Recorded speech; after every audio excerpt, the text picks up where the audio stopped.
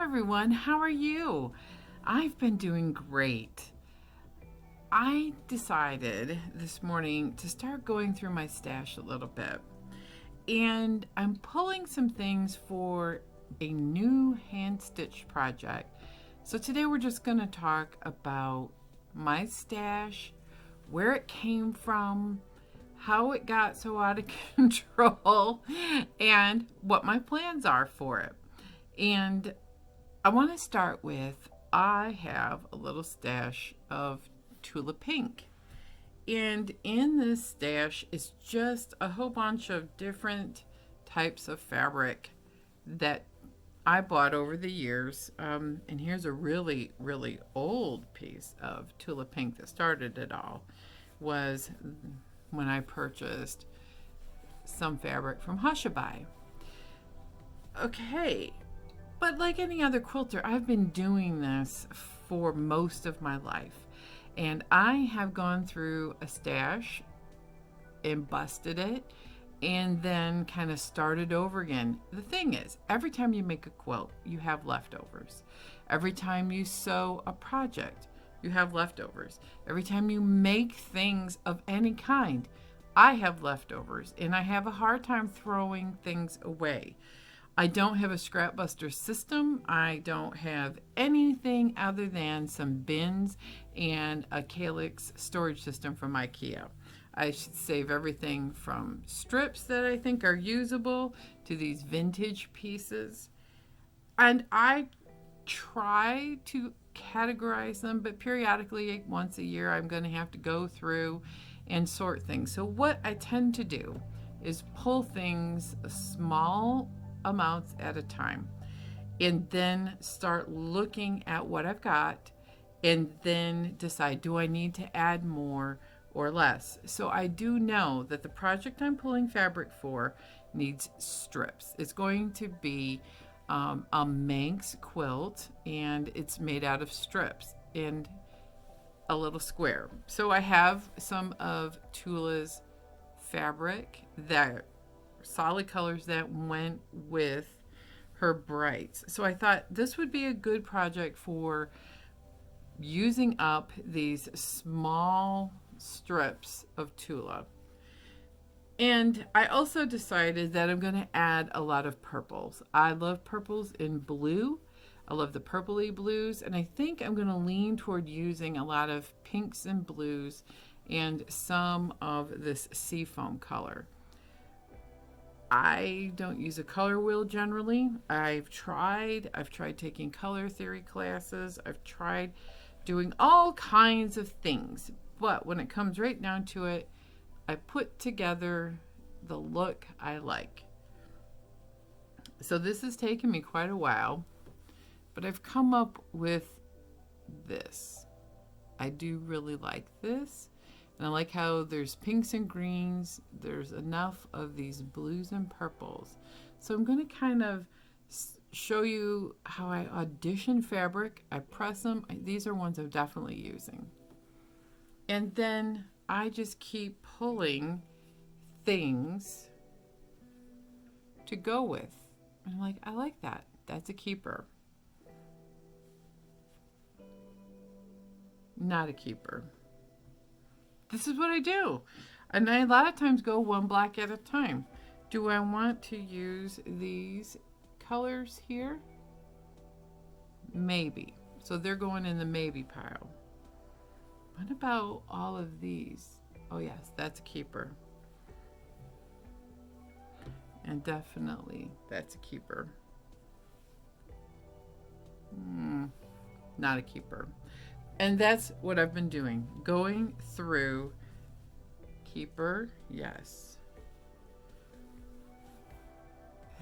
Maybe. Put that in the maybe pile. And I just keep pressing them and looking at them. Oh, definitely keeper. There's enough purples and blues in there. And I like all these polka dots. Keeper. Not keeper, but I'm going to put it with the other greens and blues. See that how this has lots of colors in this? Yeah, definitely keeper. And I love this, oops, flowers, and it's mottled. So we have options to go with light and dark. Is this a keeper? I think there's a lot of contrast with that, and it's not as soft. That's not going to be a keeper. I'm still deciding on this tiger. Maybe. This one's a maybe. So those are the ones that I've narrowed this down to. It's not going to be a huge quilt, and it's definitely going to be something that is a long-term project. It's hand stitching, so I can do it in the evening. It's lightweight, so I'm pretty excited about it. And that's where we're going to start. It's just going through. Now I'm going to look for more purple. So I thought, I like this purple blue as like the center of Manx style quilts are kind of like a log cabin. And so what I have to decide is this is going to be in the center of all of them. I think I have enough of this. And then start going, okay, how do I want to build this? And I'm using 2.5-inch strips, so if I have any jello rolls, I can use them. And I'm going to try starting out with, and I think this is 8.5 inches. I'm going to try a Manx quilt. You're supposed to start with the width of your hand as a measurement, and that this is the width of your strips. My hands are kind of stiff, but this might not be big enough. We'll see. You don't want it too big because then you can't hand stitch it. And so I'm just going to show you the first steps on how I'm going to construct it. But I'm going to tell you, I am not going to do this as a tutorial. This is going to be just a video diary of how I'm making it using somebody else's tutorial. Go to Halo Inspirations. Angel has a great tutorial on YouTube. And look up M-A-N-X, Manx quilt.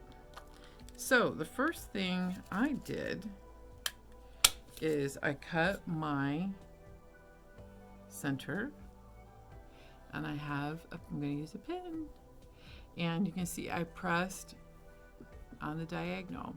So what I'm going to do is center my hearth to where the points are on each diagonal, and then I'm going to pin it. That's going to be the center, and then I'm going to start building my strips. This is a project where you don't have to be like so fussy about measuring and all that. You can be if you want. There's a couple of other great websites if you want to read how to do a Manx quilt, and A Diary of a Quilter is one. And so I pinned. There's my start. And then I'll come back in a couple of weeks and show you progress. You just take your strip and you hand sew it on. Kind of. If you want to watch how to do a Manx quilt, check out Halo Inspirations tutorial. And I'm going to sort through my stash some more. So I didn't tell you, how did I get the stash that I have? Yes, it's leftovers from projects, but I don't have tons of these kinds of colors except for like tulip pink stuff. And I'm playing with my fabric here.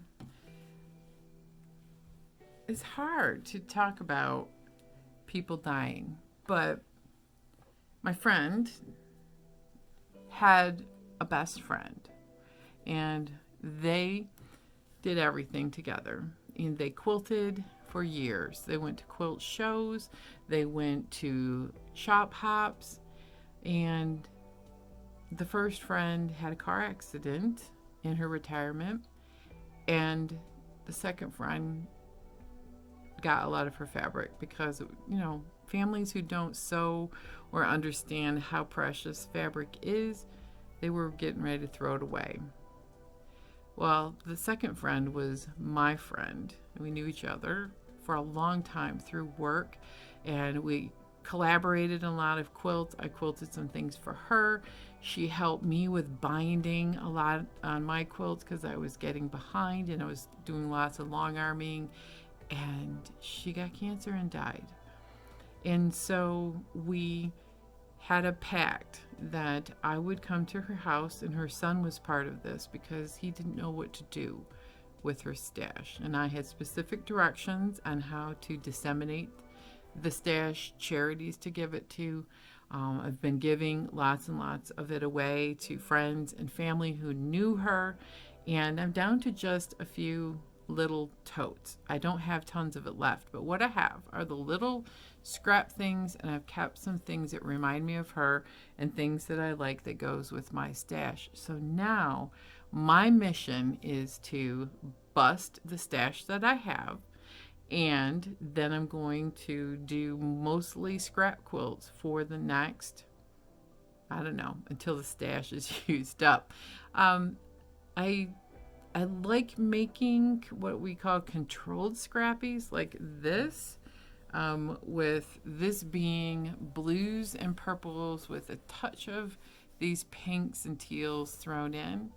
And so I think just this amount will be a good place to start for the Manx quilt.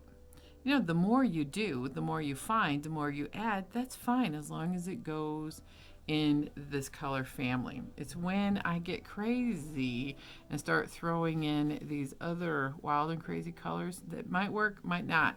But this may be a whole nother quilt in itself, right? So that's where I'm at today. I am working on crazy hair. Look at this. It's sticking straight up. But anyway, that's what I'm working on today. I am sewing. I'm going to be doing more handwork for the summer. And that's kind of how it shakes out. I do handwork in the summer. I have some things to share when they come next week for an English paper piecing project.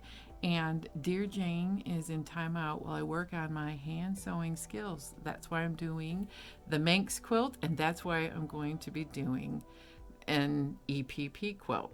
Now, I have loads of long arming to do, and as I get those finished, then I'm going to work on my long arming. I have some quilts for friends, and I'll put those on Instagram. So if you like to see long arming, if you like to see, you know, some of the block by block things that I do, check out my Instagram page, which is Vicki L. Holloway Quilting.